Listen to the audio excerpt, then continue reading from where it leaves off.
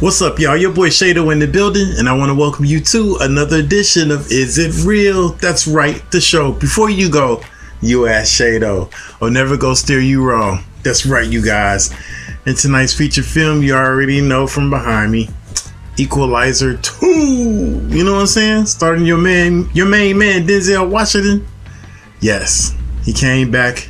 So it's been about 4 years since the first one debuted in 2014. Now, the first Equalizer, I hope you've seen it, was phenomenal. That movie was great.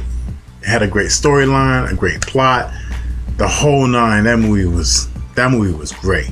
Now, fast forward 2018, Equalizer 2, not as good as the first one. Good, just not as good as the first one. For me, I felt the storyline, it was decent, it was good. It just took too long to build up. The plot was cool too, but once again, it took too long. A lot of things took too long to develop. And I get they were introducing new characters into the movie, and they wanted you to understand who these new characters are, their backstory, and how they tie into McCall's life. McCall is the character played by Denzel Washington. And everything, to me, it just seemed like it dragged. So it was like, it took a while before everything built up. And then granted, action did happen throughout the movie here and there, just not enough consistency compared to how the first one was interacting with the action, like as long as with the storyline and with the plot. It was well balanced in the first one, but this one, not so much.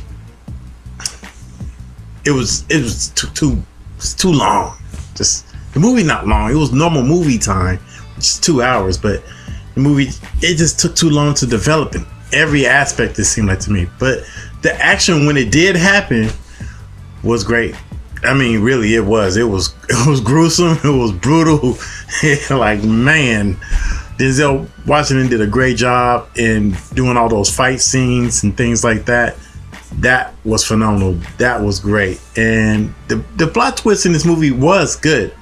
I mean, I figured it out early, but that's just me. You might do the same thing too. But to me, I just felt the movie, it kind of dragged. But the movie is good overall. I can't wait to own it and add it to my collection. Come on, it's Denzel. And I like how when you get a high caliber actor like that, how he can bring some real grit to any kind of movie. Because, I mean, when you look at a movie like this, I mean, it's just a movie, but like when you put him in a role like that, he can bring that realism to it. And so I have to respect that. It's a couple of scenes in that movie that kind of like paints this really good message that you wouldn't normally see in an action movie like this, which is really good. And so kudos to him. Oh, I got to give him props, man. Yo, Denzel, yo, bruh. Thanks for the shout out, man, on the hat. Thank you. And I thank you for rocking the hat. You know what I'm saying? Appreciate. Yeah. Your boy Denzel got taste, and he respects my taste. So, haha. That's right. Shaydo. Thank you. Anyway, I'm gonna go ahead and give this movie a sharp. It was a good movie. I'm not gonna.